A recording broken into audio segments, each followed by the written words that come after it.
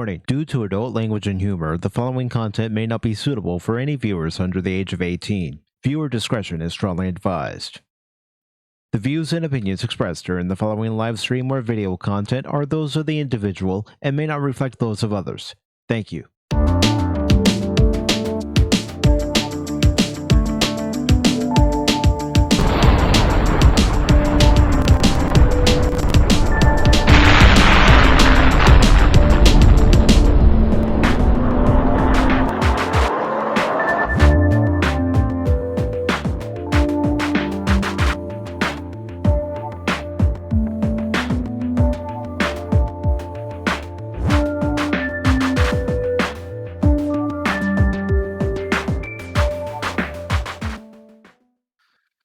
Oh, why couldn't they have done this from the beginning? The only episode that had done it from the beginning was episode 1, and everything else deviated. But why couldn't they have done this?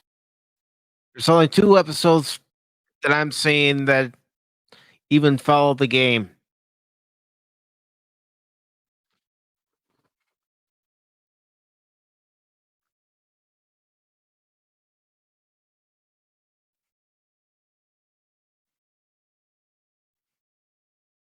I mean, if they could do the music from the game, they could have just copy and pasted the rest of it.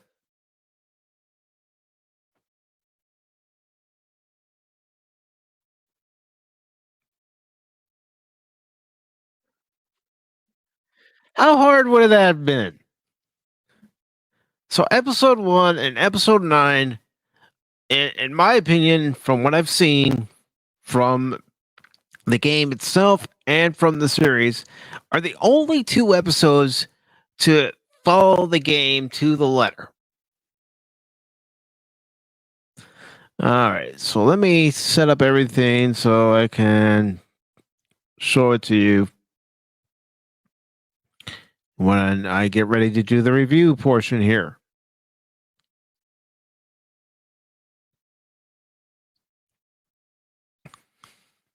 All right, let me try to get a good screenshot here. Let's see. That's not good enough. So let's go back a little further. All right. Let's see. This will have to do. This will have to do. All right. So this is the review portion. And I'm not going to dwell on things too long. But the episode opens up with a woman running through a field, running through the woods, and she's trying to escape the fungi zombie. This woman's name is Anne. She ends up running to an old house on some farmland where she goes upstairs, and as she's going upstairs, she breaks water and ends up going into a room and giving birth to a young baby Ellie. Meanwhile, that fungi zombie, and that's what I've been calling them, that fungi zombie ends up getting into the house, breaking through a window, and gets upstairs. And unfortunately, the chair that Anne had up against the door wasn't good enough to keep the zombie from getting out. So it gets into the room that Anne is in, just as Anne gives birth to Ellie and cuts the umbilical cord, and ends up biting her. Ends up biting Anne. So Marlene comes back with one of the guys from a patrol. They see the shattered glass. They go upstairs and they see Anne. They see the dead fungi zombie. And again, I've been calling them that from the beginning.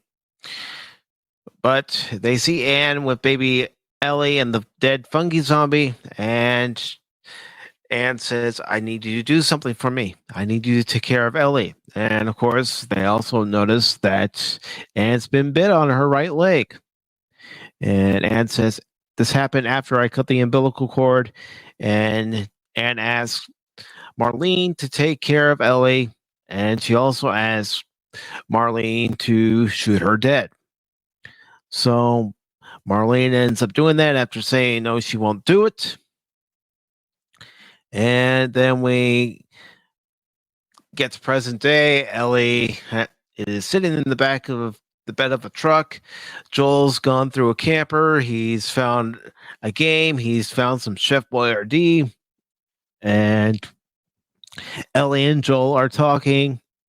And we're getting a little bit more information here as far, where they're going. And they're hoping to find the hospital sometime soon. They end up getting into a building that was under construction during the whole start of the outbreak, and Joel makes a remark that the Air Force was sent in to bomb this particular area. Of course, they ended up missing their target. And when they get into this building, as they're looking around, Joel notices that on the next floor, there's a ladder. So he boosts Ellie up to get the ladder. And Ellie ends up dropping the ladder because she sees something. She sees something that she's never seen before, and she gets to see it up close. What does she get to see? Let me try to scoot it back here. She sees the giraffe. So this is definitely from the game. And Joel and Ellie start feeding the giraffe some leaves, and Ellie thinks it's cool. And of course, we also get a wide shot of the area, and there are other giraffes. And then Ellie goes running off, and Joel goes chasing after her. And this is where we get the wide shot. And of course, they get to the edge of this rooftop area, and they remark at the view and the scenery. And of course, Ellie and Joel know that they have one thing to do. And Ellie says, I couldn't have done this without you, and you couldn't have done this without me. Without each other, we wouldn't have survived. So they are talking, and they continue on their journey looking through the hospital, and they stumble upon an old Army emergency hospital setup. And Joel starts telling Ellie a little bit more history, that it's not Fedra, it's the Army. There's a difference. The Army set up these medical stations within a few days when the virus first broke out. And of course, this one obviously didn't survive. And Ellie, after Joel says, you know what, I could use one of those bad puns right about now. I could use one of those bad jokes. So she pulls out the joke book and starts reading the joke. As you can see here, people are making apocalypse jokes like there's no tomorrow. And Joel's rating those jokes. And as they're walking, some men in uniform with guns come up behind them. They throw a smoke grenade. It goes off. They knock out Joel. They end up dragging away Ellie. And when Joel comes to, he comes to inside the hospital. And guess who's there? Marlene's there. And she can't believe that Joel and Ellie were able to make it all the way from Boston to Colorado and survive. She makes a remark that she took a team with her, and there were 5 men that were supposed to protect her on their way, and she lost some of those guys on her way. So Joel demands to see Ellie. Marlene says, I can't let you do that. And I can't let you do that because we don't need any trouble. And Ellie is also part of the cure because the cordyceps in her blood are what are preventing her from becoming infected. And they need to harvest those cordyceps so they can develop a cure and distribute it to everyone else. At least that's what Marlene says. And of course, Joel starts to go out of the room and is hit in the gut with the butt of the gun. And Marlene tells two of her guys to escort Joel out of the building. And if Joel were to give, excuse me, if Joel were to give those two men any trouble, to shoot him. And of course, as they're walking along, Joel's looking at the different signage to see what floor different, pediatric surgery and, ICU and all that are in this particular hospital. And of course, the men tell him, "Who told you to stop?" And they continue on. Joel and the guys get down to some stairs where Joel stops and ends up punching one guy and taking his gun, and he ends up shooting both guys and killing both guys. He grabs a couple of their weapons and he goes on a killing spree as he goes throughout the hospital, gets rid of this guy, goes into another room, gets rid of another guy. There's a firefight on the way into pediatric surgery where Ellie is, and they're getting ready to perform procedure to get the cordyceps. And Joel ends up getting into the room, and the doctor says, "You can't come in here. Somebody stop him." Of course, Joel shoots him dead, just like in the game. And he tells one of the nurses to unhook Ellie and then put a bandage over where they had the IV. And Joel takes her out of surgery and into an elevator. They get down into the parking structure of the hospital where Marlene is. And Marlene says, "Let her go. And if you are serious about this, you do realize that she is the cure. She's the key to everybody surviving. And you can't protect her for the rest of your life because eventually you're going to grow old and she will either go on her own, or as you can see here, she can be torn apart by the infected or murdered by raiders." So Joel ends up going into this vehicle, and that's just like the game. He checks on Ellie by using the rear view mirror, and Ellie's slowly coming to as drugs are wearing off.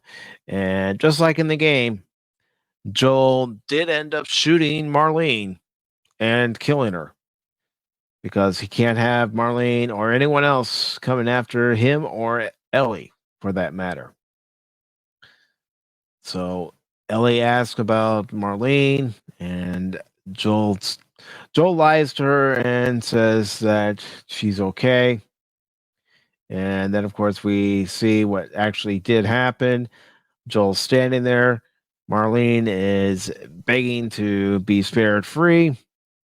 Where Joel shoots her, we get an aerial shot of the vehicle that they're in traveling down the highway before, just like in the game, the vehicle eventually breaks down and they have to head back to the settlement in Wyoming on foot. So it's going to be a 5-hour hike for the two of them. And this is where we get information as far as Joel saying that his daughter Sarah and Ellie probably would have become friends. That Sarah would have liked her, and that Sarah and Ellie are similar yet different. So they're talking, and they finally get to the settlement, and this is where they stop, and Ellie tells Joel about Riley and says that, Riley and her were in the mall. They got infected, and Riley said, "We can just wait it out." Well, Ellie says there's more to the story, And this is actually where she lets Joel know that this is where she first had to kill somebody when Riley became infected and she turned and she unfortunately had to kill her. Which in the game, I thought it had a lot more depth to it, and a lot more purpose to it. When they did it in the actual show, I didn't think it had much purpose.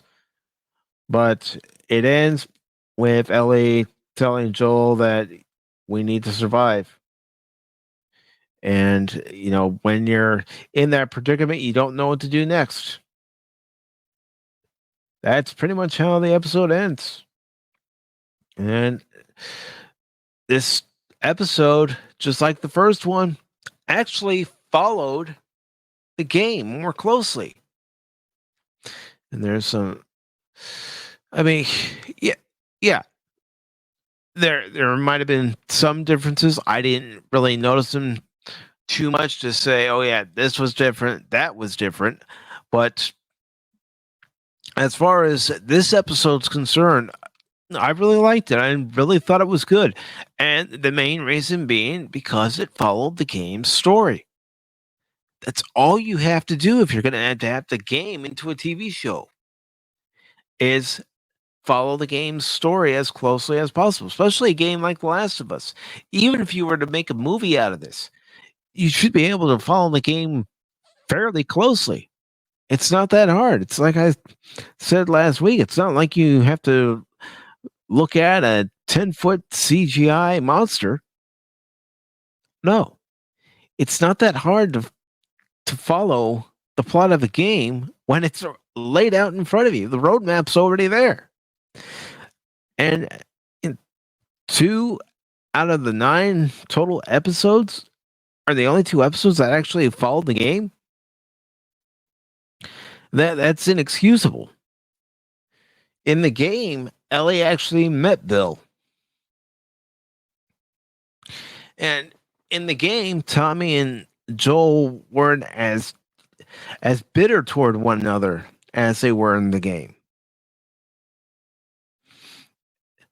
So I just don't understand why it was so hard for the producers of the show with Naughty Dog there in the wings to follow what happened in the game. I don't get it. Why is it that there's only 2 episodes of this entire series that actually follow the game the way the game presented everything? And it's not like it was based on a game like Super Mario Brothers, where you can understand where it would be difficult to translate certain things that happen in the game into live action. No, this game, The Last of Us, pretty much takes place in the real world, and it shouldn't be that hard. It shouldn't be that difficult. Like I said, copy and paste. Copy and paste. And hello there to Janet from another planet. How are you doing this evening? I'm just going on a little bit of a rant as to why was it so hard for the live action television series based on The Last of Us PlayStation 3 game? Why was it so hard for the actual series to follow the game when the roadmap was right there? You had your instruction manual right there. It's like, okay, here's the recipe. Okay, we need a dash of this, sprinkle of this, 2 cups of this, a tablespoon of this, and a teaspoon of this. That's it. That's it. And then you bake it at 375 for 25 minutes or however long. It shouldn't be that hard. And I guess that's what I'm trying to wrap my head around is why was it so freaking hard to follow the game when the game's the roadmap? It's simple. It really is. It's simple. And they left out things in this series that happened in the first game that are the reason why Joel and Ellie develop an attachment, become a surrogate family. you just don't do that. And another thing, you have some episodes that are over an hour. Some episodes are close to an hour, 50 minutes. And then you have episodes like tonight where the total time of the episode was 43 minutes. And even in, I believe it was episode 4 or episode 5, it was only 43 minutes. There's no excuse for that when it shows airing on a streaming service. It's not airing over linear TV. There's absolutely no excuse for these different runtimes for an episode. Decide on a runtime and stick with it. If I'm going to do a game stream, more than likely I'm going to try to keep it to 2 hours unless I'm getting further and further into the game during the stream and I decide to stretch it to 3 hours. Have I ever gone longer than that during a game stream? Yes. Yes, I have. When I was playing Jedi Fallen Order, I actually did an almost 7-hour stream of that game. When I played it over on the Twitch channel. So yes, I have been guilty of doing long streams, but when you have something that's supposed to be engaging for the audience, it's supposed to have this dilemma where your characters are put in this predicament and there's one way out of this predicament, and along the way you're supposed to give the audience members who are actually giving their time to watch this TV show or even a movie, you're supposed to give them a reason to care.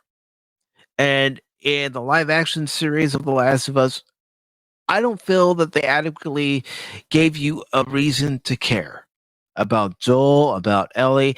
Yes, you find out that Ellie is immune to getting bitten by those who have been infected by this fungus virus.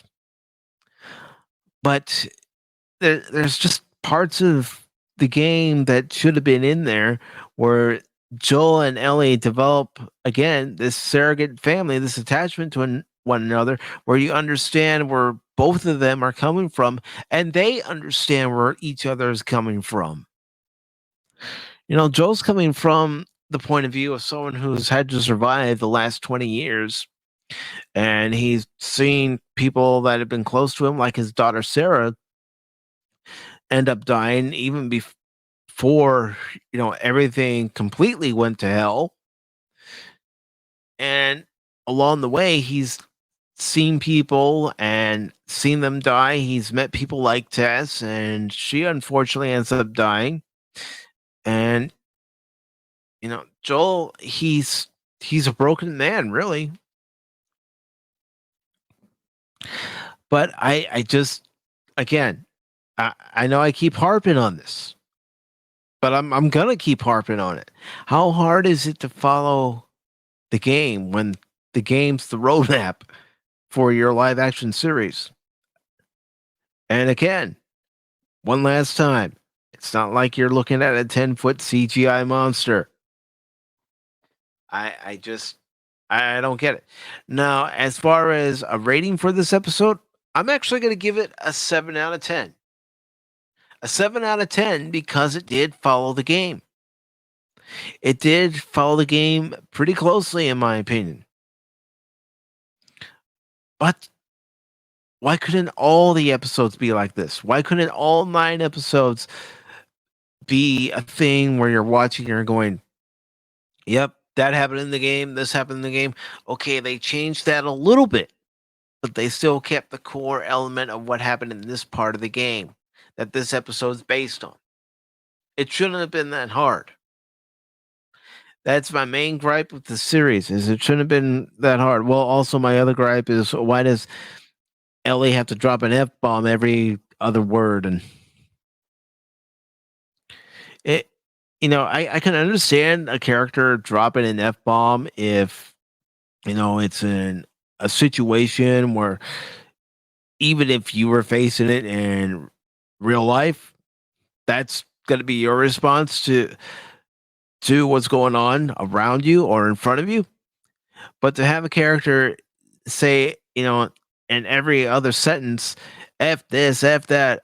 Oh, I just I don't know why it's necessary. Yes, I know it's airing on HBO Max, and I know it has a different TV rating, so they feel that they can get away with a few more things. But I'm even seeing it in Star Trek. I saw it in season 1 of Discovery, and of course, I've seen it in Picard. And I'm sorry, when it comes to a show like Star Trek, there shouldn't be any F bombs floating about. There shouldn't. And even in this series, you don't need to have F bombs coming out of the mouth of a character every few sentences. But like I said, as far as this episode is concerned, I give it a 7 out of 10. And that's mainly because it actually followed the game. I will give credit where credit's due. That Bella Ramsey and Pedro Pascal did a very good job in this episode. And I was entertained by it. And it's sad to see that they can only follow the game so much because they want to expand on something, or they want to change something from the game because they feel it's better. Nah. Like the saying says, if it's not broken, why fix it? But of course, that's just my opinion. I would be interested to know what anyone else thinks of this episode. Do you agree? Do you disagree?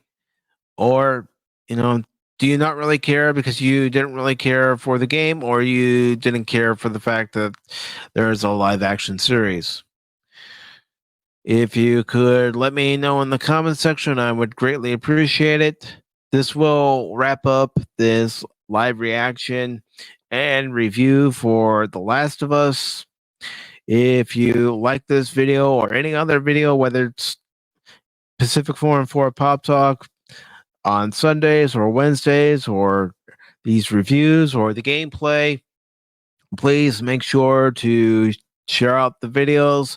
Make sure you leave a like and even leave a comment. It helps the algorithm. And if you don't like it, go ahead and downvote it. It's not like I haven't gotten those before. And that also helps the algorithm, by the way. So I do want to thank those who did stop by during this live reaction. We had Janet from Another Planet.